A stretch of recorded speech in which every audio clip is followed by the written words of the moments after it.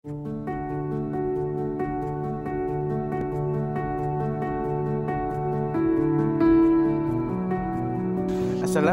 warahmatullahi wabarakatuh. Salam sejahtera bagi kita semua. Om Swastiastu, Namo Buddhaya, salam kebajikan.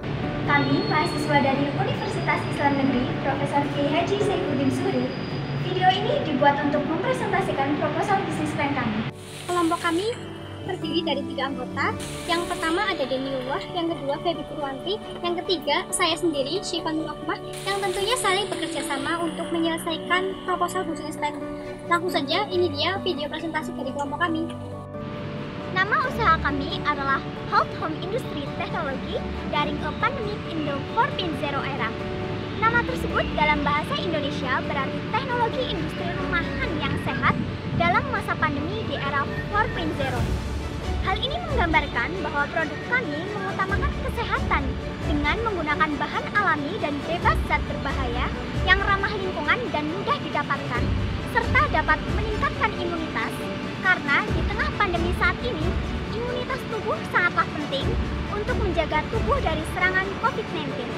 Health Home Industry Technology dari a Pandemic in the 4.0 Era merupakan sebuah usaha di bidang teknologi pertanian dan perikanan dengan menggabungkan teknologi aquaponik yang tidak menggunakan terlalu banyak lahan serta menghidupkan lahan non produksi karena tidak membutuhkan media tanah.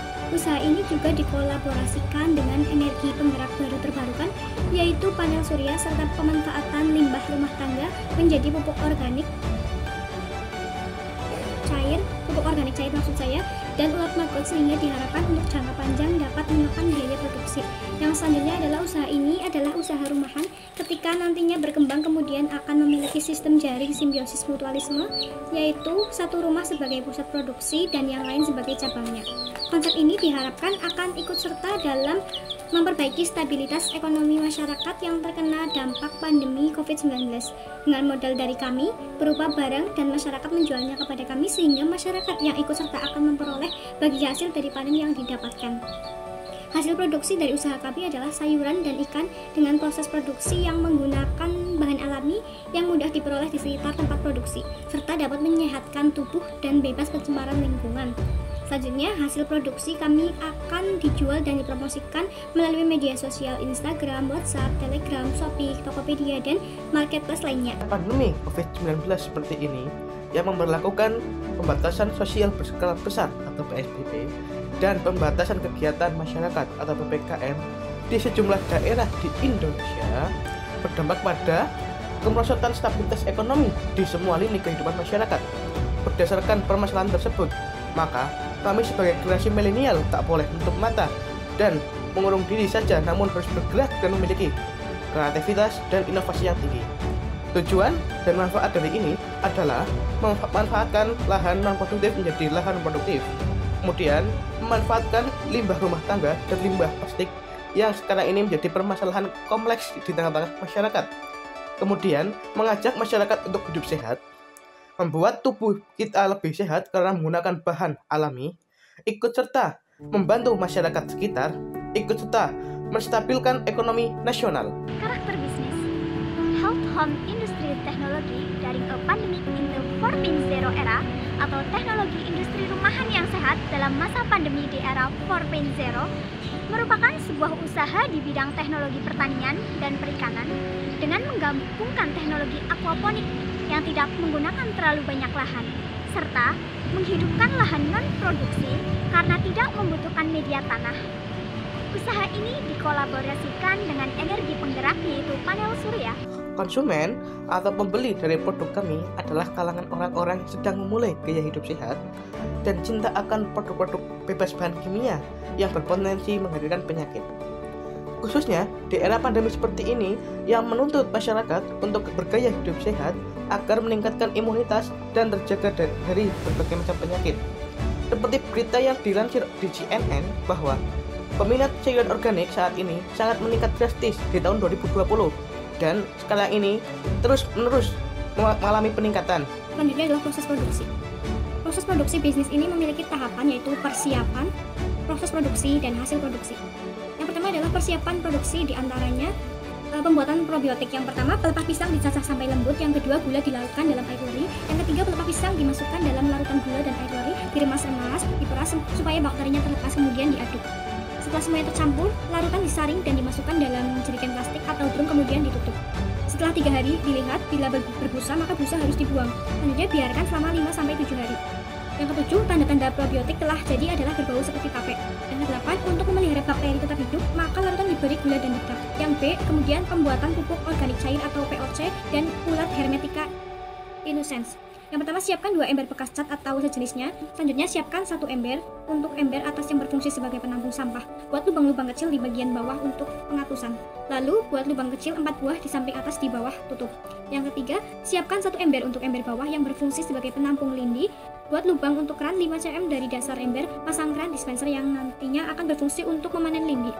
Kemudian, lubangi tutup ember, sisakan tepinya saja sebagai penyangga ember atas. Yang keempat, masukkan sampah seperti sayur-sayuran, sisa dapur, dan lain-lain yang sudah dipotong kecil-kecil atau dihancurkan, lebih baik di blender terlebih dahulu sebelum dimasukkan. Kemudian, semprotkan dan masukkan cairan EM4 yang sudah dilarutkan dengan glukosa dengan perbandingan 1:1:100. Jaga temperatur suhu agar tetap hangat dan lembab agar mikroba cepat berkembang. Yang kelima, tutup ember untuk proses fermentasi dan jauhkan dari sinar matahari langsung. Yang keenam, proses fermentasi dilakukan sekitar 14 hari. Saat melakukan fermentasi, sesekali sampah itu diaduk. Yang ketujuh, aroma senyawa volatil yang dihasilkan dari sampah yang difermentasi akan mengandung lalat HI Hermetica innocens datang untuk bertelur. Selanjutnya, tunggu sampai larva HI terlihat banyak dan aktif bekerja, baru dapat ditambah sampah secara berkala. Yang sembilan, air yang keluar dari fermentasi tersebut kemudian dimasukkan ke dalam botol bening. Tuang air fermentasi sehingga setengah botol, jemur di terik matahari dengan tutup, digendorkan. Tunggu sampai warna hitam coklat dengan aroma lembut di hidung. Warna hitam menandakan POC yang digunakan setelah jadi. POC diencerkan. Setelah itu, ada pembuatan media aquaponik.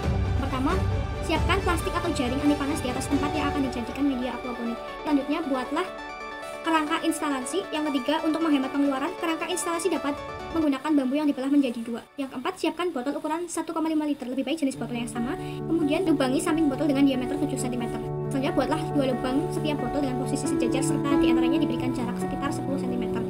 Terus lubangi setiap tutup botol untuk memasukkan selang serta dilem agar air tidak bocor. Letakkan botol di kerangka instalasi bambu yang telah disiapkan. Rakit selang setiap botol agar saling menyambung. Langkah pertama, siapkan drum bekas dengan ukuran sekitar 200 liter, lebih baik drum bekas minyak dengan kondisi baik seperti tidak bocor, bahannya itu kuat. Selanjutnya, baringkan drum, kemudian berilah penyangga ke drum dengan kayu bambu agar tidak goyang dan bergerak. Potong bagian atas drum yang sudah dibaringkan dengan ukuran sekitar panjang 120 cm dan lebar 50 cm. Kemudian adalah perakitan aerator. Pertama, siapkan aerator dalam kondisi baik serta sesuaikan dengan besaran daya listrik yang dibutuhkan. Kemudian pasang panel surya dalam posisi agak dimiringkan serta disesuaikan dengan arah terbenam dan terbitnya matahari.